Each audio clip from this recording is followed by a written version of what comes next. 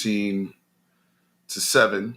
Texas lost to Ohio State. Tran, what's up, man? What's going on?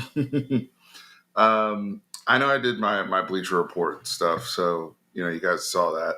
That was like literally 20 minutes right after the game, so had a chance to even chit chat with you, kind of get a better sense of how people are feeling, right? Which is the Overreaction brigade is out strong. Yeah, it sucks to lose. It sucks to lose twice to a team that eliminated you, and in back-to-back games, right? Sucks to lose when you're number one. Sucks to lose, period. But I want to get into nuances and things that we can discuss moving forward, because I think this can still be a very, very good season. I think everything is still in front of us. Obviously, there's stuff we got to fix. Obviously, Arch struggled today. Obviously, Sark struggled today. The red zone stuff, the same old, same old. But valiant effort overall against the defending national champ Ohio State Buckeyes. Yeah, absolutely. Every single season, you're especially in the new playoff era, you're gonna get humbled, and I mean, I'm glad that it happened to a very good team. The defense of Ohio State is as good as advertised. I think on the preview for this game, I said that Caleb Downs was honestly the best player on the field, even more so than Smith as well. So and the defense was phenomenal. It was perfect team defense. Even like Matt Patricia had a great game plan. He had a great game plan. He was perfect from a play calling perspective, even all the way to the point where he saw where there was a coverage breakup. And he called a timeout. And I mean, we would have gotten probably 30 to 40 yards on it. It was a pass. Yeah, DeAndre Moore.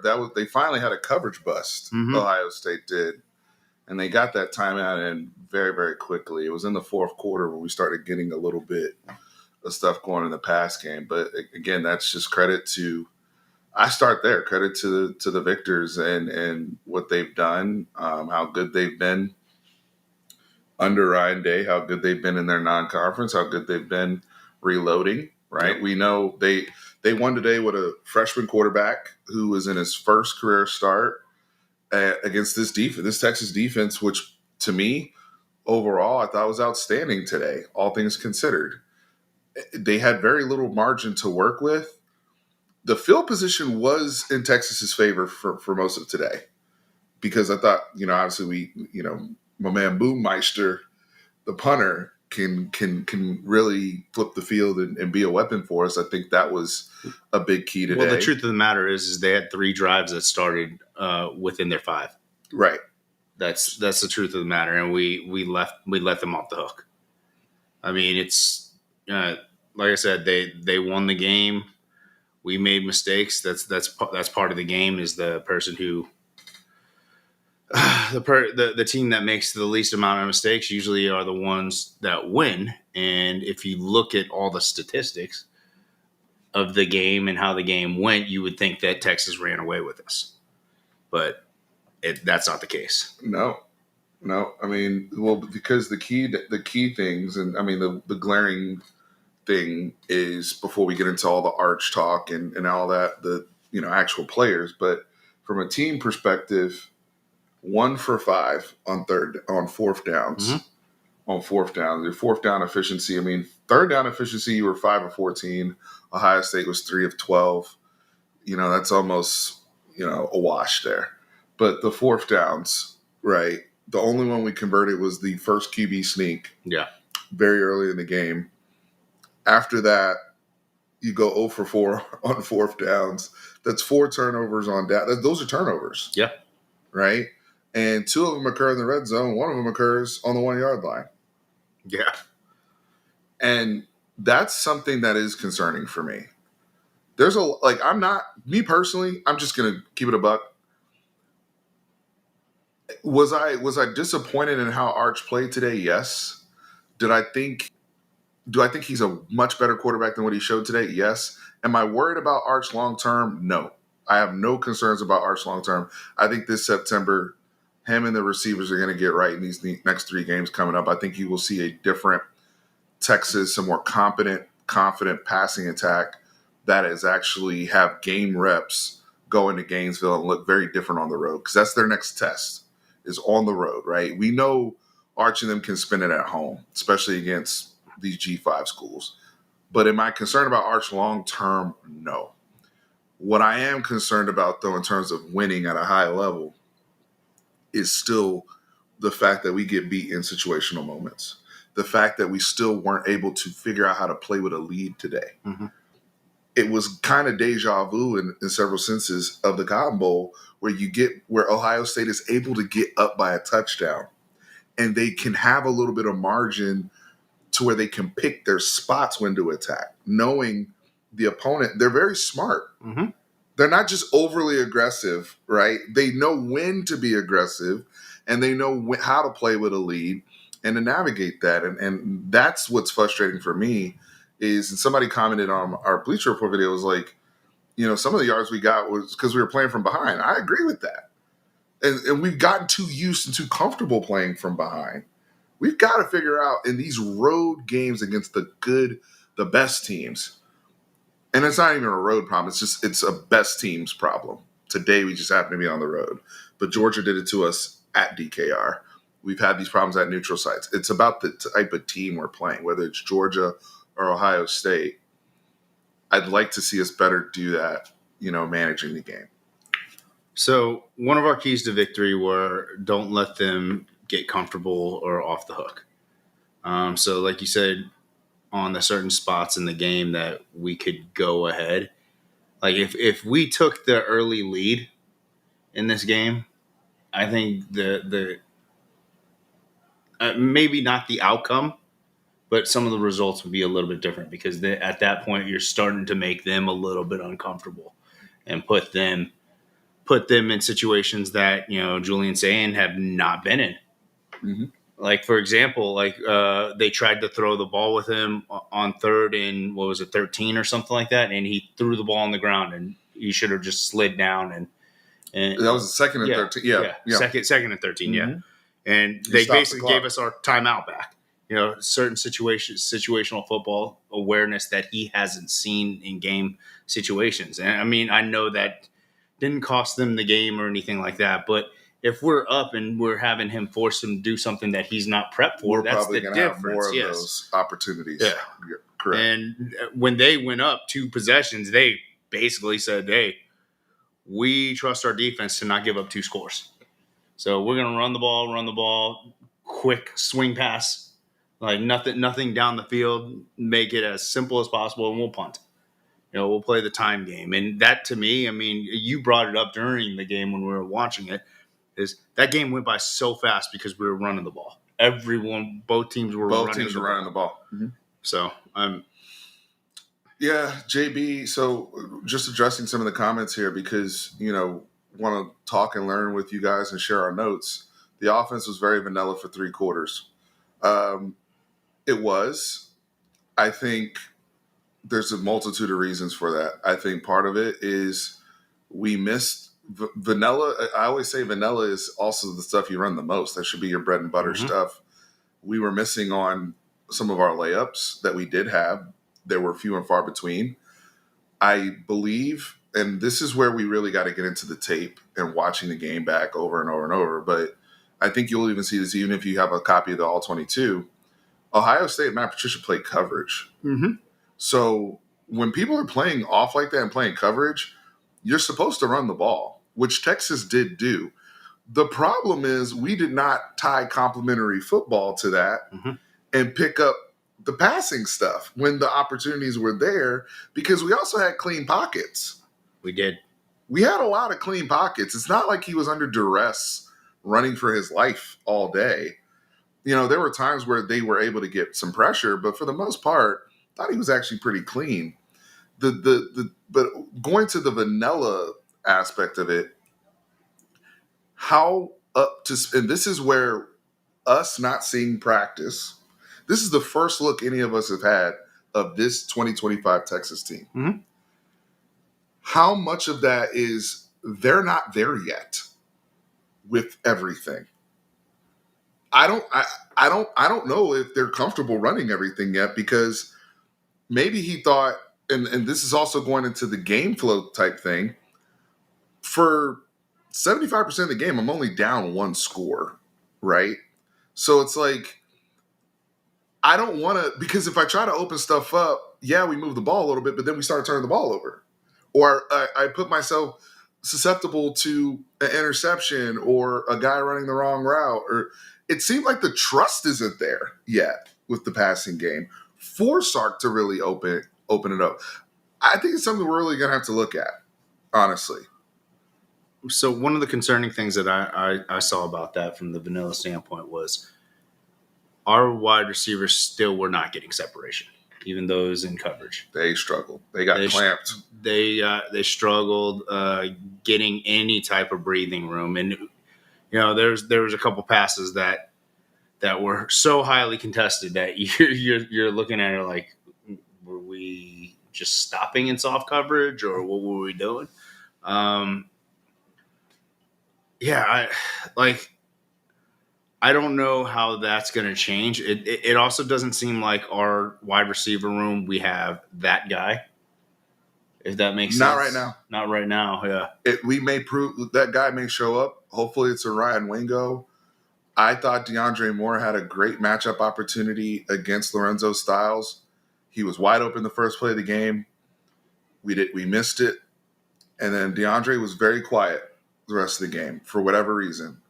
Again, we got to look at it, but it didn't seem, even in scramble drill, it did not seem like guys were coming back to the quarterback or open. I mean, it looked like Arch would scramble for a while and then run. Mm-hmm. I do want to address Duty Price's comment. I appreciate the comment. He said, how can you, because I think you're addressing what I said earlier about me not being concerned about Arch. And this is a fair comment. Again, we can agree to disagree as long as there's not this like, what I'm not going to do is just address the Arch sucks and all this type of stuff. Like, let's have real football conversation. So this is a good question. How can you not be concerned, though? He's been developing for 3 years. He looked like a freshman. Do you think a few practices cleans it up? I'm not saying a few practices cleans it up, but this was his first road start against an elite opponent. Ohio State is going to make most quarterbacks look like this. This is not just time. Now, did Arch miss layups today? Yes. Should he have hit Ryan Wingo on the cross instead of ripping it sidearm and not? Some of it is just, you're going to have to get back to your basics and get back to your fundamentals, bro, and your footwork. We talked about footwork with Quinn. That's fair to apply with Arch. When his feet are right, he's typically very accurate. I think some of the misses we saw today were uncharacteristic. I've never seen him miss like that today. But in terms of long-term concern, no, I'm not there yet. I'm sorry. I'm not. I honestly believe game reps matter. It's August. He has a new bunch around him where the trust is not there yet. Now, if we're looking like this in conference play, that's a different story. But I don't see another Caleb Downs on the schedule, Tran. I'm sorry. I don't see Sonny Style. Like there's going to be some good defenses we play. I'm not. We are in an elite conference, but Ohio State's Ohio State for a reason. And what Matt Patricia put together today was masterclass against Sark. I tip my hat to it, but I'm not concerned about Arch's long-term development. I honestly think some of you had too heavy expectations for what you were going to see today. My prediction was always predicated on us having the defense lead, a non-offensive touchdown or some sort of big play that we didn't really get. We almost got it with the safety, but it didn't happen outside of that. Yeah, we didn't have a momentum play. Or a block punt, something like that, right? But I never saw us putting up more than a couple touchdowns and maybe a field goal or so, even if Arch was playing like Julian Sayin was and was just making the layups because of the opponent. And knowing that we had guys banged up on the offensive line and we're shuffling people, I never expected him to come out here and look like Joe Burrow. I think that's part of the problem. And I'll tell you this, Tran, I'm sorry I'm being long-winded, but this bothered me before the game, and I told you it. This is also a function of the media. Yeah. Because Yeah, we're excited about Arch. We're high on Arch. We think we have more upside than what we had with the previous quarterback. But we know it's going to take time. We know he's going to have some bad games. We know he's going to have growing pains. But my biggest frustration is we're playing the defending national champions. And in the intro package to Fox, it's only Arch Manning. There was not one mention of Ohio State being national champion. Being the national champion. Like, I'm talking about right before the game. Yeah. I'm not talking about the big noon kickoff stuff or anything. I'm talking about that opening thing before the game was about Arch Manning, Peyton, Eli, everybody else. There was barely Texas mentioned. There was barely Ohio State mentioned. That's the media. Yeah. Arch isn't putting that package together. No. So if you look, they gas people up to knock them down, man. I mean, but you got to have what was your realistic expectation to start with what you thought you were going to get out of this game? He was disappointing today. There's no anybody that's saying otherwise, you're sugarcoating it, I feel like. But to sit up here and be like, I'm now concerned with him overall as a player, and he's the next Chris Sims and all this type. Like, there's some serious overreaction going on that I think is uncalled for at this point. So things that I was a little concerned with is I didn't feel like we got enough of the tight end into the mix very early. Good point. We injuries when we hit him on that little swing pass. He had a different type of pop than what Gunnar Helm had. Like, he looks a little bit quicker off the ball a little bit. He may not be as strong or as tough, but when he caught a 5 or like a quick out route, and then turned it for like 12 yards. And I'm sure he had other reception. He had that reception up the sideline too, right? Mm-hmm. Yeah. And that was probably Arch's best throw. Yeah. And that's another reason why not to be concerned as well, because you see things like that, and once he puts it all together, right? There's a handful of plays. There were a handful of plays. There was 2 balls to Parker Livingston, the touchdown and the one that could have been a touchdown. Yeah, that he did drop in the bucket. Yeah, we're perfect balls. Sark can't make throws for him. That's why this is a team loss, folks. Yeah. There wasn't we didn't get killed with pre-snap penalties, but they were untimely when we had them. There was one early in the game. Again, when you're in a defensive battle and you're in a very slim margin game against the best teams, 3rd and 6 can't become 3rd and 11, guys. No. That's a losing proposition. And I kept saying this as well. The Michigan game last year was almost an outlier because we were unrealistically good on 3rd and long in the Michigan game. But they were having problems last year on 1st and 2nd down. It's just that Matthew Golden and Isaiah Bond were just special. We're just getting these chunk plays and a Gunnar Helm as well, right? That didn't happen today because you can't live on 3rd and long. You can't. Again, I thought the offensive line was fine. They performed better than I thought they were going to perform. Yeah. Real rap. They had 0 sacks, right? They gave up 1 sack. 1 sack. But it wasn't. Like, there's very few negative plays, too. Even in the run game. I mean, there's very few negative plays. It was vanilla because Arch couldn't execute. Look, he's going to get heat. There's no doubt about it. This is this. Welcome to Quinn Ewers' world for the last 3 years. It comes with the territory, right? Welcome to Quinn Ewers' world. And I said this on Bleacher Report. Texas fans, it'll matter to us because it's our team and we pay attention to everything. But from a big picture standpoint, a macro standpoint, nobody gonna care about Arch until he comes to Gainesville. Mm-hmm. Whatever stats he puts up in September, he could put up 18 touchdowns in the month of September. Nobody's gonna give a shit until they play Florida and they see him do it against a big boy. That's gonna be the narrative moving forward. It just is what it is. But they need to use those September games to get their shit right, man, and get that chemistry there and that trust there. And we should know by the end of September who our go-to guys are. We should know, right? Look, I'm not necessarily. It's the first game of the season, and like we said, Ohio State's a great team. Great team. I think they're going to be in or around the Big Ten championship game. I do think that. I think it's Penn State, Oregon, Ohio State probably are the teams to beat in that conference. And I think Julian Sayin is going to get better throughout the year too. And I think this win's going to help him as well. So I think that you're going to see a team kind of grow through it, and I think both teams are going to grow. Does this end our goals for the year? Absolutely not. So, I mean, I think that's the importance of why we can play these games, so we can actually test who we really are. And if I told you, if I told anyone on this chat, it could be Ohio State fans or it could be Texas fans. If Texas held you to 14 points, who do you think wins the game? I bet you most people are going to say Texas wins that game. So, I mean, we just got to shore some stuff up. I know a lot of people are blaming Sark on his game plan. I didn't think it was the best game plan of his, but receivers were open. At times. Yeah, at times. At times. And situationally, they were open, too, to keep the drive going. I mean, we had the ball with 2.5 minutes left. Mm-hmm. Going to go tie the game. Made that big play, then that crossing route. I mean, the little drag route that Ringo ran, that's an easy pass. It's an easy toss pass. Don't make it harder than what you need it to be. He got late. Yes.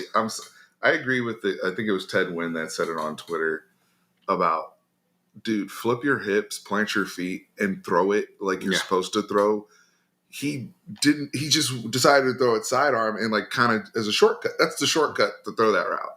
You're only supposed to do that if you're like really under pressure. Yeah. And you don't have time to like really. He had time to flip his hips and do it the way you're supposed to do it. Mm-hmm. I guarantee you, Peyton and Eli are going to blow him up about that. I get if not already. Like, flip your damn hips and you know how to throw a drag route, bro. And that's another reason why we should not be concerned, because he has his uncles yelling at, probably texting him, "What are you doing right here? What are you doing? Like, what's your thought right here?" Well, I mean, there was a lot of balls. A lot of those dirt balls I thought were either poor fundamentals by Arch, which was, again, uncharacteristic. I think he was nervy, maybe too amped. Yeah, moment was too big. Moment was too big. Yeah. Today. I mean, because Julian Sayin was calm. Even though he wasn't asked to do a whole lot, it was very obvious. Julian Sayin's first throw didn't come until it was fourth down play action. Mm-hmm. And then he hit the tight end in the face. And the guy dropped, and Max Clare dropped it. That was his first throw as a starter. But every ball was where it was supposed to be. Mm-hmm. Very accurate. Even in the one opportunity where he kind of had to make a play, kind of reminded me of when Brock Purdy first took over the 49ers, where they were just like, man, drive the car, don't crash the car, and we will be fine. You remember that when he first took over? That's what it kind of felt like with Julian Sayin today. But the throw that he made in the end zone when Colin Simmons was like right there, right? And he threw it out of his own end zone, and he threw a dot to Carnell Tate. Right on the sideline. On the sideline. Yeah. That was the calmness that we did not see from Arch. And it could just be as simple as he was at home. He was at home, yeah. It could be. And he didn't have 100,000 people screaming at him. but whatever. I mean, like, I guess that's the position you want to be in. Like, I guess that's why like Vince was so special. He wanted those moments. And to your point, this is why I say Vince Young is one of one. Yeah. Because when he came out there at the shoe at night, he started the game as the intimidator. Yeah. Arch had an opportunity to do that. If he hits that throw to Moore and they get a chunk play right off the bat, I think Arch has an opportunity to get, oh man, this guy might be what they say he is. But when you kind of start throwing dirt balls and you're inaccurate and your coach starts dialing down, start pumping up the defense. That starts pumping up the defense. But the flip side of it is when you're not playing well and the coaches they're trying to kind of hide you. They're trying to hide you a little bit. Like, let's take the ball out of his hands for a little bit. It can go downhill very quickly. But the mechanics, this is just consistency. At this level, you can't, like I said, the attention to detail, it's important. What are your thoughts on how CJ Baxter looked?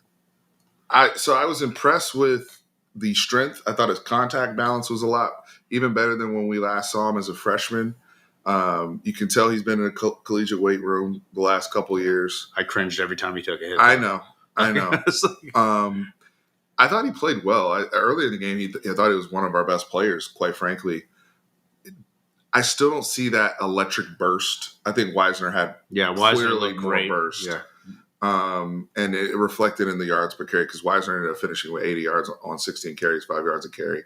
But if that's the way they're going to be against Ohio State's defense, now granted, Ohio State, I say this with a grain of salt. Ohio State was purposely playing coverage, so they were willing to give up the run a little bit.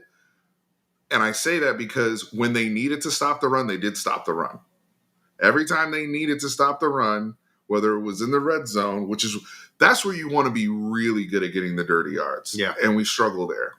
And I will say this too, Tran, you coach football with these kids, it's the same thing at this level. Typically what happens at practice happens in the games.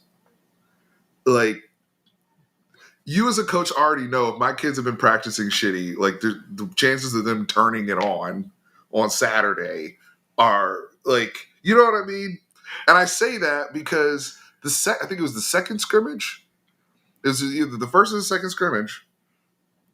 I got the tip that they went 1 for 7 at the goal line. And the only person that scored the goal line was CJ Baxter from the 3.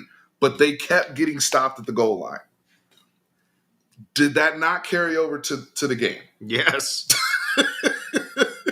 So what happens if you're just like we heard, for example, Grayson Littleton, shout out to you, young man. He played phenomenal. He's going to be a young star. Yeah. But we kept hearing in practice, Grayson Littleton. Oh, and everybody was like, well. Jeremiah Smith is on him. And I'm like, I'm thinking, this boy is about to get torched. No, pass break up. Yeah, he had a hold on him, but whatever. He's being physical with the number 1 wide receiver in the nation.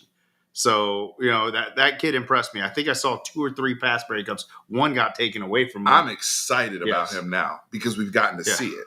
Against a very good team. Yeah. Yes. Yeah. I'm excited about that. What's up, Bean? I want to try to make sure I'm not missing. I know I'm missing some super chats here, so I apologize. Arch needs to be better by Florida. 100% agree. Defense is still championship level. Agree. Red zone is still keeping Kleenex in business. Agree on all fronts, Bean. Bean ain't said nothing but the facts over here. Agreed on all accounts. Thank you for the super chat, man. I appreciate it. I mean, it can't be worse, right? Like, his defense is great. And I don't know what's up with the maybe Sark needs to stop joking about the red zone and just focus on it. It's a bad look though too because he joked about it this week, and I'm thinking, okay, I know he's been focusing on it, blah blah blah. Even though I had been hearing in practice that the red zone stuff had been crappy, I'm like, okay, maybe he knows something. At this point, it's mental. I feel like I don't know. At this point, it feels like it's a mental thing. Let me see here because I want to get to somebody else's super chat that we have. Yeah, I saw someone else throw up a super chat not too long ago. We definitely lost our margin for error today. What's up, Tracy? I do agree with this here, Colby. There is no excuses. 7 to 8 months to prep. Sark typically in these games, and one of the reasons I liked Texas in this game was the additional prep time. I understand Matt Patricia being in there different, but we know he's running a lot of what Jim Knowles was going to run. And they ran a lot of the stuff they ran in the Cotton Bowl. They just executed at a very high level. Their coverage was sticky, but our game plan, maybe it got derailed by Arch struggling and they just didn't really know where to go from there. I knew things were bad when they started calling QB power, bro. Yeah. Just to like get them. So someone wrote down like, hey, they were in the stadium and it was deafening loud and they had Arch shook. It's like, this is a Quinn Ewers type of game because Quinn's one of those guys like he doesn't care. Okay, let's go out. Let's go throw. Right, which is kind of the perfect guy to have against that. Yeah. No, I agree. There's more guys. There's more than just the punter and Littleton. There's a lot of good that you'll see when we watch this game. Yeah. I'm very excited about the defensive line. I thought Alex January, I saw him making plays. Leifau at linebacker was our best linebacker today. Ethan Burke had a really good first half. Mm-hmm. They had to play a lot of run, too. Yeah. They had to play a lot of run. They didn't get a whole bunch of pass rush opportunities. I mean, first of all, Ohio State only threw the ball 20 times. That's number one. They only threw the ball 20 times. And most of those were off a hard play action, max protect, balls coming out right now. Mm-hmm. There were very few just straight drop back where you really have an opportunity as a pass rusher to hit a move on somebody and get home. You know what I mean? Like one of those type of situations. Yeah. Paxton said, Steve, I could see that QB sneak coming from here, brother. Damn. Why didn't Sark call that timeout? I know he said that in the press conference, but for the 4th and 1. I need his in-game instincts to be a little better. Why he should have? They clearly had the D for it. Yeah. And he's saying he wanted to my interpretation of it is he wanted to catch him, but he didn't go to his heavy package. I don't know, man. Those are the type of things that I'm like, when are we gonna grow from those little things in these type of games so we can get all the way where we need to be? Yeah, Cole Brevard was good. No. We can't say that Jonte Cook outperformed all of our receivers. They played a different team. They played Tennessee. Yeah.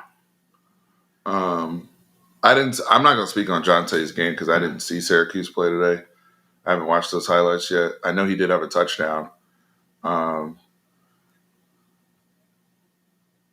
But I mean, he also chose to leave the program, so that's not on us. False sense of security in the run game. What do you mean by that, Danny? There's that one that I was looking at. Okay. H Post, thank you for the super chat. ZT, I'm gonna get to your thing. And Danny, when you say false sense of security, what do you mean by that? H Post, thank you for the super chat. He said, I was at the game. The crowd rattled Arch. That was it was definitely. Yeah, that's the one I was talking about. It was like, yeah, when I said Quinn, that was like, okay, Quinn's demeanor would have been the one to be able to handle that type of environment. Does that concern you in the long run, or is that just something you got to learn?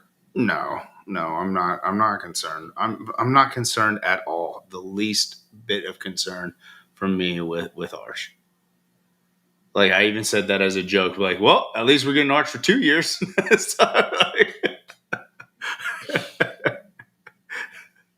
Okay, Danny clarified. That makes sense.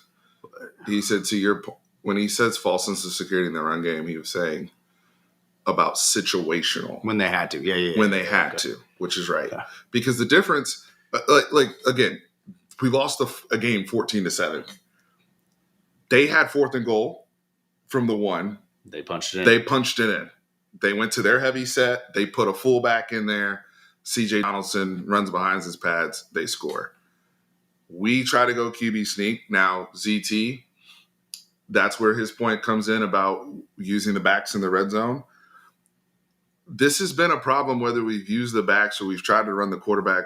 We have not found a real solution or something we're executing to where even the rhythm of the plays, it always feels like we're rushing. Like if we don't score right on like first down, like it feels like now we're in this like frenetic, like, nervous energy where we're going to get stopped. We're going to probably get tackled at the 2-yard line, or we're going to throw an incomplete pass or a low percentage pass, like the Parker Livingstone one, which was a good throw, but that's a low percentage play. That's a very difficult play to execute. How do we get out of that?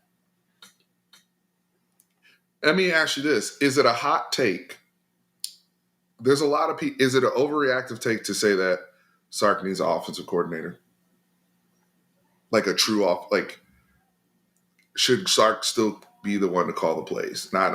Let's cut to the chase. Because I'm not there. I'm not there because I've seen him coach masterpieces towards the end of the season, like once all cylinders are hitting.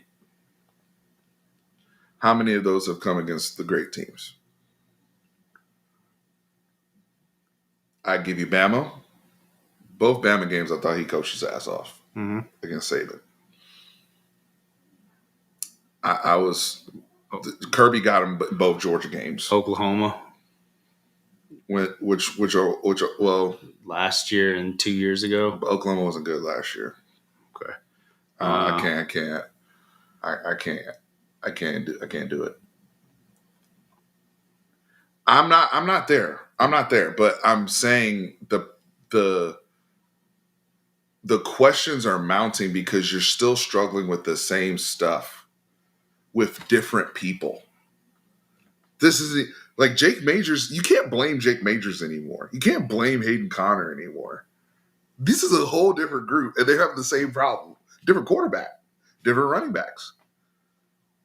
The constant is Sark, right? So for the people that, again, I think Danny said he's a great play designer, but is he a great play caller? Because those are two different things. Mm-hmm. All right, there's a lot of good comments going on right now. I think this is a conversation that he is going to have to kind of earn a little bit of, not as a head. Everybody believes in Sark as a head coach. That's the thing. He's wearing multiple hats, so we have to judge both hats. Sark is a head coach. You look at it, you're like, all right, you lost on the road 14-7. Your team was ready to play. We still think you're going to have a great season. You're recruiting well. Your positions are loaded. Your players play for you. We like you. You're not a dick. Yeah. All these things are all wonderful things. Like head coach wise, but Sark, the play caller, we need to see an uptick. We need to see better. At some point, when you're 111th in the country last season, red zone, you're the one calling the plays. At some point, some of that is on you. And then we come into the first game and have the same problem. And we needed those points.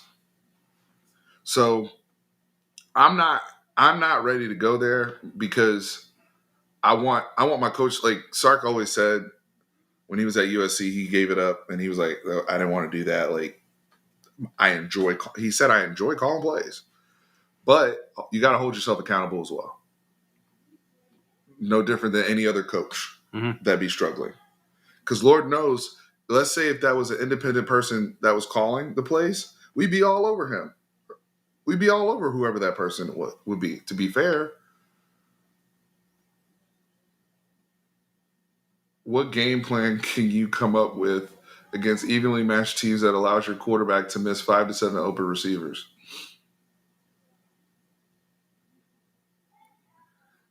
When QB power is coming out, we got problems. Oh. Are there plays that you call sometimes where you're like, I have to run. I don't want to run this, but I have to run it because my kids are in trouble right now. Like I don't call the offense. Brandon calls the offense. But defensively, like some of the kids just don't know their alignments or assignments at this age. They're just so nerve wracked that they have to hit someone. So we have a monster call, which is our best defense, our best offense. Yeah. And I was talking to Brandon about it, and I go, you identify? He goes, I can honestly tell you that we haven't had enough evaluation. I was like, bullshit, we haven't. He's like, we already know who's going to be able to hit. Like on defense, we know who's going to be able to execute. And those ones that we don't trust right now, we're not going to trust in the game. So the ones that I trust are my monster. And he goes, I understand that, but I haven't identified that yet. I was like, you got to. Yeah. You know. Yeah, he did, but he did. He some guy, like, for example, like I thought Gilbo was actually having a really good game until he got the touchdown with Tate. Yeah. Like there was people that gave up plays, but overall they had to get, like, Manny Muhammad had the holding call, but I thought he actually, played pretty good ball. I like how he tackled in the run game. I like how both him and Gilbo filled in the run game. I thought Jelani McDonald, when he had an opportunity to have some open field tackles, looked good. Like, I mean, there were people that had individual good games. I'm not worried about Colin Simmons either. The way that this game was the way the game was being played, you're not going to have all these opportunities just to go and hunt the quarterback. Yeah, that was on purpose. There's a lot to learn from this game for the players. Mm-hmm. For the players, this is where we'll see how good Arch is. Right? Is if he takes this and he downloads that, and it's like, okay, I'm because one of the things that impressed me with Arch last year was he didn't necessarily play great in the Monroe game. And the very next week, all of kind of the bad habits I saw in the Monroe game, he really cleaned it up. Granted, different level of opponent. I know it's not Ohio State. I know they're not throwing out the same things. But my point is... But it's also reversed, though.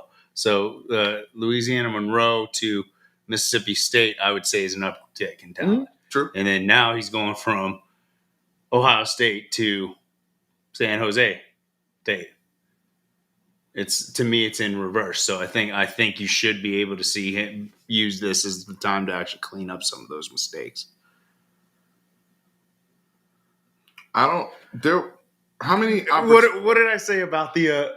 Didn't I say that? And it's a Z route on the when Arch almost got Baxter killed. He threw it, and the linebacker laid him out. It's like, if I'm Sark, I'm watching that, and I'm running that same play, but I'm running a whip inside. I said that same thing, JB. He used to do that with George Whittington as well. Worthy and Whittington were the best at those routes. Bama goes down 31-17. Man, Lee Corso really went out with a bang, picking Florida State and Ohio State today. Shout out to Lee Corso. Do you think not coming out in attack mode and being more on defense or filling out? I'm trying to understand this question, George. I thought they tried to come out in attack mode. Yeah, they did. I mean, they tried to. First play of the game was play action boot. Yeah, he threw a 7 route. I mean, that's an aggressive play call. I thought, and they hit that. That's 17 yards right there. Yeah, again, you're in a game. Let me. I just want to explain this. Game flow dictated that this was going to be a defensive, limited possession type battle. So you're going to be very careful with where you take your shots, because one mistake could blow the game open, which is, like, for example, Ohio State's second touchdown came points off of turnover, off of the interception that Arch threw when we got too aggressive. Part of the reason why we were being conservative is because we're in a conservative game. That's the flow of the game. That's just the nature of the game we're in. Like, you can't just be aggressive all the time for the sake of being aggressive. You have to understand your opponent and the flow of the game. Instinctively, how is this being played? And how do I navigate it real time with the type of... Now, there's going to be games where we're in a shootout. Nobody's playing defense. The way you make decisions there are different than when you're in a defensive, very tight battle like we were today. And when we got a little too aggressive, they threw a pick. And then Ohio State scored on that. And that's when Ohio State took their shot. Mm-hmm. Remember I said, for the first time in a long time, Ohio State's not playing out of their own end zone. They're playing playing in the middle of the field, and that's when they took a shot. So yes, Fisherman said it best. They managed the game better. That's game management 101. Understanding what type of game you're in. You can't just come out here and be like, I'm going to take a shot, take a shot. And they're playing 3 safeties deep, brother. Are you looking at you saw the ball he threw to Wingo. There was a guy over top and underneath when he threw the deep ball where people were talking about maybe could have been pass interference. But the point was he threw it into double coverage. They were all over that. So,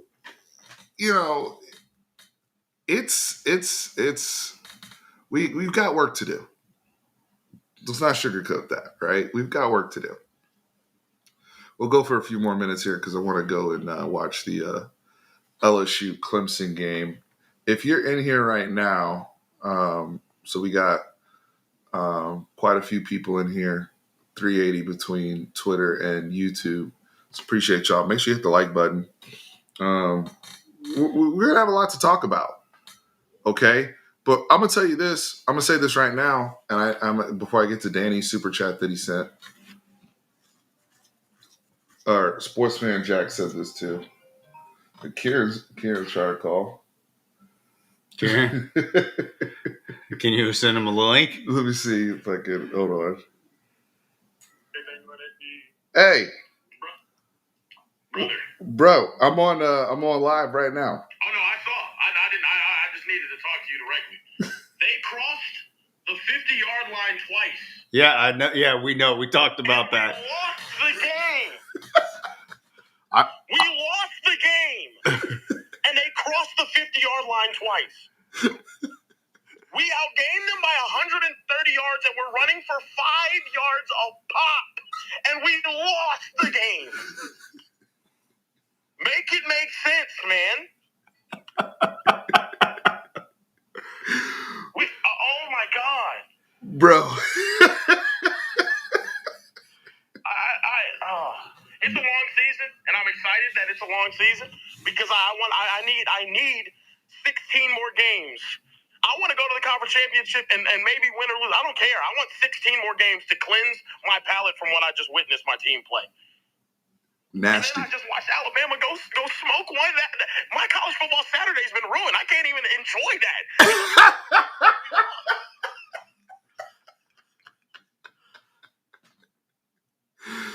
Oh God! They crossed the 50 twice, and we lost. I'm sorry that. Oh, this feels like the Georgia game last year, except. Hey, special teams, you did your job. Hey, defense, you actually made some great plays. 2 hands to the face cost us 9 points. 9 points. Bro, right when it was like we could have that game-breaking moment every single time, or get off the field, or get a stop. I think if Arch throws an accurate ball to Wingo on that crosser, he might crib that thing. Dude, Caleb Downs was on, but he would have got a lot of yards. He would have gotten the first down, and I was calling that as this is going to be Arch's Heisman moment. But you remember when we were down 14-0? I was like, Arch is going to come back. It's going to be his Heisman moment. It's going to be his Heisman moment. It could be his moment. Yeah, it could be his moment. It's really been his moment. I'm heartbroken, man. But yeah, I'll stop distracting you guys. You guys have a good. No, it's fun, man. So oh my goodness gracious. No, but yeah, I'm about to go back to the hotel and maybe cry a little bit, watch this LSU Clemson game, and still try to cleanse my palate from what I just witnessed. Hey, you need to stay away. You need to stay away from all those potato women with their lack of seasoning. No, I'm telling you. Okay, first of all, I don't know if you can see this. This is what downtown looks after a big city. Downtown Columbus, Ohio looks like. Big Ten countries. Big Ten countries. This is crazy. Oh God, that's so funny. I appreciate you, man. Thank you, guys. What's going on? All right, I gotta go. All right, brother. Later, brother. Peace. Oh God. That was hilarious. We got the on the ground reporting straight from the streets from none other than Kieran. He's right though about it crossed the 50 twice. They did. That's he's not wrong. And when he puts it that way, it does kind of fire you up a little bit. Oh gosh, it's so nasty, dude. That does make you feel sick. Sports fan Jack with a super chat here. Norvell hired Malzahn to call plays, and look what happened. Norvell, he was never really one of the ones that are like a genius, like an offensive genius, right? He was never that. Ryan Day. Yeah, Ryan Day. Yeah, went out and hired something. Yeah, and went and got Chip Kelly. He finally divorced himself from it, right? And then he could have gone back to what he did in 2023, which was have Hartline as the OC, but he's still the play caller. But as we saw today, the Ohio State people weren't lying. Brian Hartline, this is his offense. He called the plays. Ryan Day is a CEO head coach now. He's a CEO head coach now. He's not with rosy cheeks. He's not a play call. So it does, it's hard. It's hard. What they say? The last coach to call plays in college and be the head coach was Jimbo that won the Natty. Hell yeah. Jeez. Hell yeah. And this offense looked worse than Jimbo's offense today. It was disgusting. So, I mean, it's hard to do. I know Sark really looks at himself like a Sean McVay. That's who he really wants to model himself after and be like, and I get it. And that's why he studies with those NFL guys, the Kyle Shanahans of the world. But it's hard to do. It's hard to be an Andy Reid. It's hard to be a McVay. It's hard to be a Sean Payton. Yeah, very hard. It's very hard. Very hard. And there's a reason why a lot of guys that are even good at his play callers still hand that off and say, I'm going to manage the game. Or I'm going to be the vibes coach like Dan Campbell on the Lions. You know what I mean? Like, and I'm going to let the other guys do their thing, and I'm going to manage my coaches. And when I see something and I want to run something, I'm going to tell them. Yeah. But I'm going to let you do your thing. It's a question, I think, if this offense does not, more importantly, if the red zone stuff does not get fixed in the big games, that will continue to haunt Sark. It will. People are going to, the outcry for our OC will continue. Right now, I think it's an overreaction. I'm not going to continue to talk about it personally, but it is a growing thing. It's become a thing. Freelance Society, thank you for the super chat. Do you think Sark was holding back creative plays and just trying to man up? So, save for SEC play. I kept thinking that the Christian Clark play. Christian Clark did not play. Didn't play. I just don't think that. I don't think that our team's ready for some of the plays that he has in his book. Yeah. How do I get this thing off screen? The little dash arrow to the left, right there. Nope, I messed that up. Click off of it. I don't know what's going on here. Anyway. There we go. Yeah, Christian Clark did not. If he did play, if he played on special teams, I'm sorry I missed him, but I didn't see him play today. I think that's going to be one of the guys, like with Lockett, Michael Terry, French. I think all those guys you're going to see play in September. The only young guy I really saw out there today like that played was McCutcheon. McCutcheon actually caught a pass. But Sark. But my thing is, I understand. I don't have a problem with how the backs played today. I get why he stuck with Wisner and Baxter. He should have. Trust. Yeah. I don't want nobody fumbling, and I know they can pass block. Mm-hmm. Cedric Baxter had a phenomenal pass block. That's why they just rolled with those two, was the trust with, because I guarantee you if Christian Clark or Gibson had come in the game, Matt Patricia would have dialed something. Yeah. I want to see how well they can pass block. You know what I mean? Because they sent a heater and CJ picked it up really well. He laid the wood on that. Yeah. So that's a big reason why I think the coaches, and I figured they'd do this, they would be tighter to the vest in this game. They ran, I mean, we ran a lot of 12 personnel. Spencer Shannon played a lot today. You know, now the only tight end that was targeted was injuries because he's our receiving tight end, but they didn't spread it out like that. They didn't run a whole lot of 11 personnel like that. We were having trouble. I mean, so he condensed it down. And I think that's why you saw the game plan you saw out there. Were you surprised that you didn't hear normal names on the defense be called, like Anthony Hill, Michael Taft? Yeah, so I personally, Mike Gosnell, thank you for the super chat. I want to address that too. Have questions. Sark's play calling in big games, but overall there are encouraging signs. O-line was good, agreed. Defense was elite, agreed. Littleton will be a star, agreed. Arch has, yeah. Gosnell, we're on the same page here. Spencer Shannon could have had a touchdown, by the way, on those crossers. Arch should have hit Wingo for the first down in the red zone. Mm-hmm. But Spencer Shannon was actually open for a touchdown. Nobody went with 83 on that. But again, comfort. You're not seeing the field. When you're not comfortable, you're not seeing the field. They go hand in hand. And you're just not seeing it. Michael Taft got credited, I think, for several tackles. I thought, look, you're not always going to see a flashy element. 7, yeah. He got credit for 9 tackles, 2 solo, but it wasn't sexy because they were just doing basic run fits. They weren't out of position. They didn't have a whole bunch of opportunities, honestly, Manny got a PBU. How many opportunities did they have to like really? Littleton got targeted the most. I bet you he passed the ball under 25 times. I'm not even looking at the stats. No, he passed it 20 times. 20 times. Okay. He was 13 of 20 for $120. And Arch had something like almost 50 pass attempts. Julian Sayin was 13 of 20 for 126 yards. Arch was 17 of 30 for 170.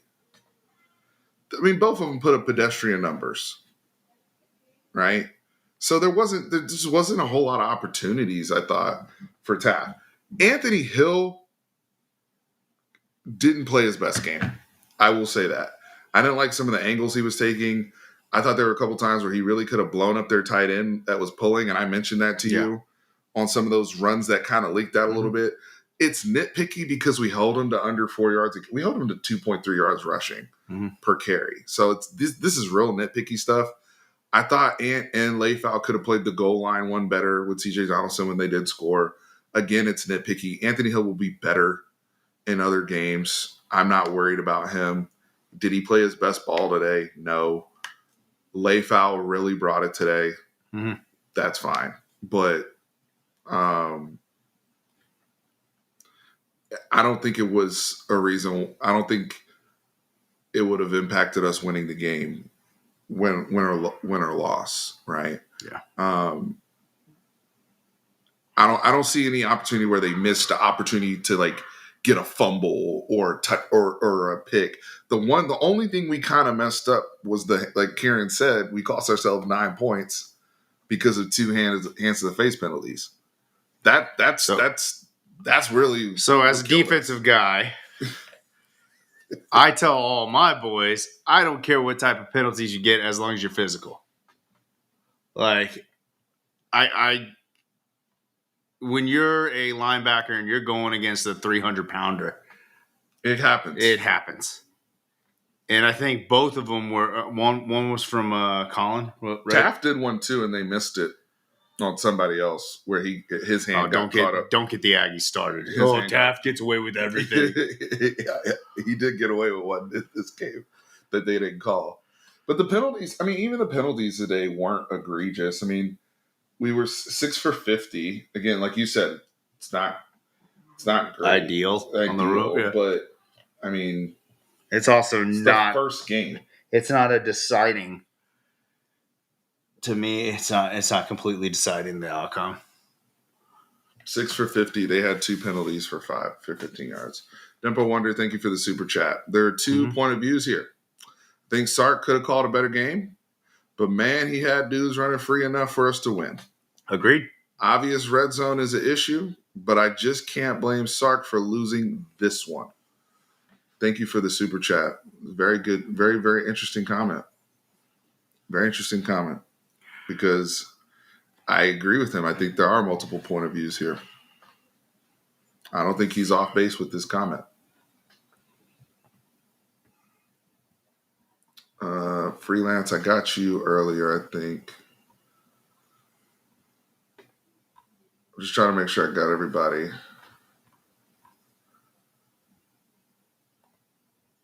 Okay, H-Post, this was your second one. Thank you as well. He got fired for red zone stuff at Atlanta. Ryan Day evolved as a head coach because he's not calling plays today. I thought he left for Alabama, though. No, he was fired. Oh, was he? Okay. He was fired. But the reason I'm taking a deep breath is because even though I am not on the Sark needs to divorce himself from calling plays camp, I don't necessarily have the strongest argument for it right now after today. I don't. My thing is the big games. That's what I keep coming back to. What was his red zone conversion when he was at Alabama?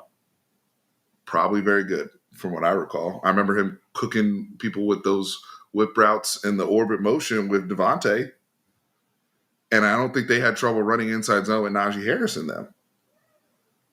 Plus, he had RPO with Tua. So, I mean, we'd have to go back and look at the numbers. Yeah. Let's do that when we're chilling. Yeah. Because sometimes the beauty of red zone sometimes is the art of simplicity of being able to score on your base stuff, so you don't have to run nonsense all the time. Right.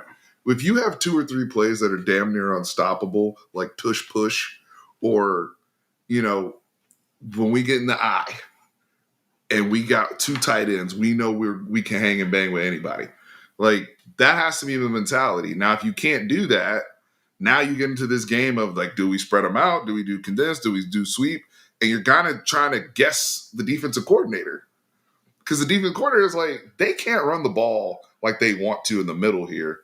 So if my guys can get stalemates, I can help them covering up everything else. And I think that's where we get stuck. Marlon, thank you for your super chat. Y'all are making donations and a loss. This is crazy. It always happens that way. Our fans get drunk and they're like, screw it. All right. Take the points crowd. I understand. Now, again, game flow. Before I get to Marlon's comment, I want to address the take the points crowd. All right. And then after that, we're going to go watch the game. Which one of those? I'm not kicking a field goal at the 1 yard line. No, not one. No, it wasn't. It was half a yard line. I'm not kicking a field goal right there because that's the they're gonna have to snap the ball at their 1 yard line. Yeah. So even if I don't get it, at least I can try to get a turnover there or get a short field. But with that being said, there were some other ones where maybe woulda, coulda, shoulda. You can take the take the 3 points. I think the other one that people are talking about, and I have to rewatch it, but when we missed the crossers and we went for it, maybe there you kick a field goal. Where it's deeper, it was back. Yeah. It's further back. Yeah. Yeah. No, right there, I get that. I get it taking it there. But the first time we got into the red zone, and it was and what was it, Baxter that got it down to like the half yard line. That one, we said, now we have to go for it. We both looked at each other. Now we have to go for it. So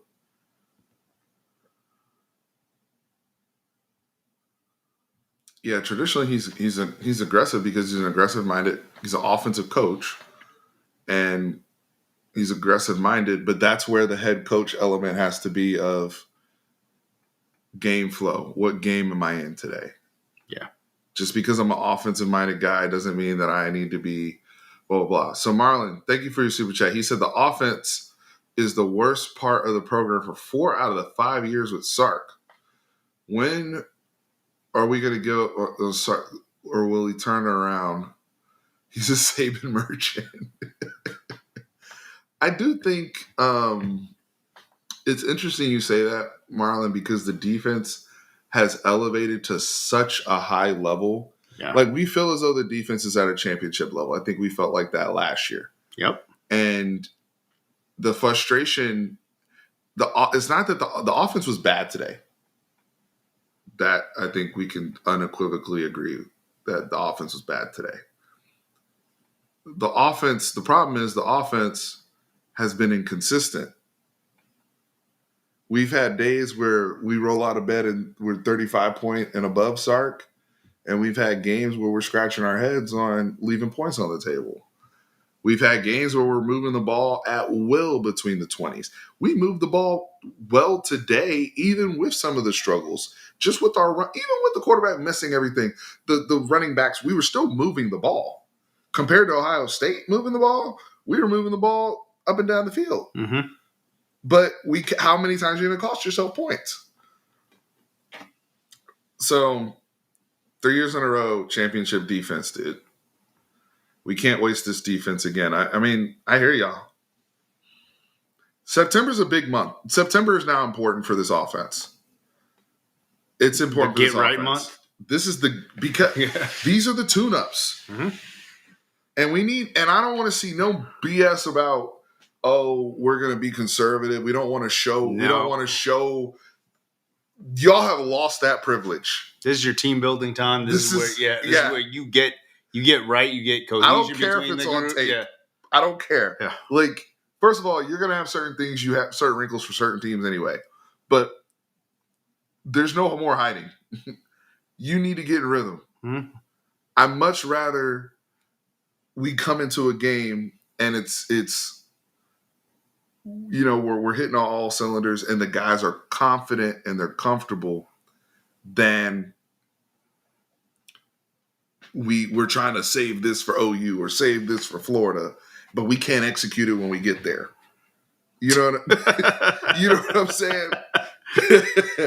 like they got to set the tone for themselves so they can earn the trust back.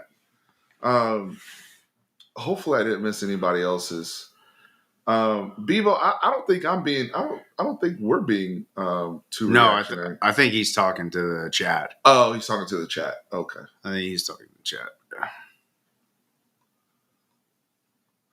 Yeah, I mean, but the thing is, to Marlon's point, the offense hasn't been bad. They haven't been at the championship level of the defense. And it Sark is an offensive coach. Honestly, it does not have to be at the championship level as the defense is playing. But it can't be this. Top 50 offense will yield us a championship. I'm not joking when I say that. A top 50 offense should yield us a championship spot. Maybe top 30. Be a little greedy. Maybe top 30. Maybe top 30. Maybe top 30. Maybe top 30.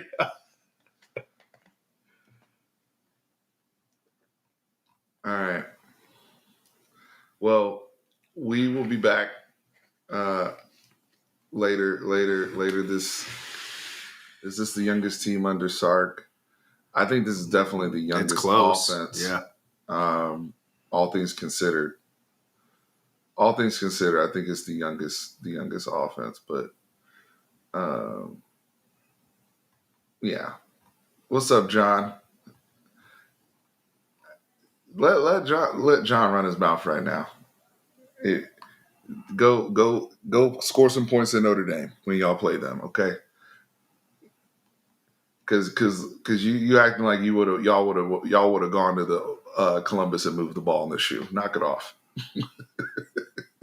Like your offense would have gone up and down the field in the shoe. Knock it off. Yeah, but September is a big month for us to get right. Win these 3 games, stay healthy, play all these kids, play the young guys too. Some of these freshmen, maybe another Grayson Littleton emerges. There's but I'm gonna keep reiterating this. What you are in practice, today's really proved what we had been hearing in practice was legit, good and bad. Mm-hmm. We had heard Grayson Littleton, it was him in practice. He showed it in the game. We heard the goal line was trash in practice. They said 1 for 7. Yeah. In that scrimmage. And I'm like, I know they didn't want to report it and everything, but it's like all of it, like that played out in the game. You know what I mean? So now it's like we gotta, stuff's gotta get cleaned up. Caden Durham's already getting active. Yep. Look at my son. We gotta go. I want to go watch this game. I just ended it with the little things that you do yield big results. And we gotta do all the little things correctly. Like it was just easy little dump off passes, change the complexity of the entire game. Something that simple. Appreciate y'all. We will be back. The sky is not falling. We're gonna be okay. I still have a lot of faith and confidence in this team. I'm not shaken. I'm not moving off of any of my preseason predictions for the long haul. I think a lot of things we saw today can be fixed, but it's going to take, it's going to have to start at the top with Sark and gang, as well as our quarterback, right? And they need to get right. But I believe in them, and I know they can do it. Appreciate y'all. Hit me in the comments. Let Trent and I know how you feeling. We talk to us. We talk back. Yeah. Remember, horns always up. Hit that like button. Subscribe. Whole bit. Welcome.